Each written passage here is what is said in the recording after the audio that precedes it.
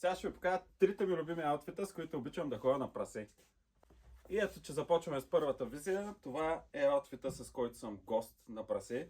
С тези кърваво-червени винтидж ливайски от 92 година, които трябва да отидете и да си купите в сайта, защото са брутални. Каубойски бутуши, които нямам представа какви са, ама пръскат. И винтидж дънково яке, дето също не го знам много какво е. Това е фита, с който отивам и ям прасе. Ето, че това е втората визия. Това е когато аз ще коля прасето. Най-старите обувки, които имам в гардероба, като цяло са пред разпад.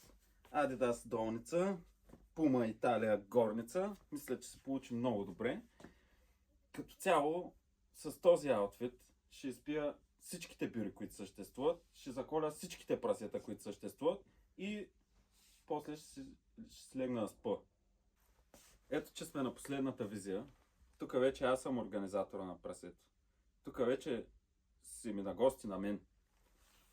Винтидж Армани панталон, винтидж Армани риза, кожени обувки, не ги знам какви са, колан на Н и блейзърче винтидж на Ралф Лорен. Ко да кажа? Аз като се обличам на пру тарикат. С това завършваме това видео.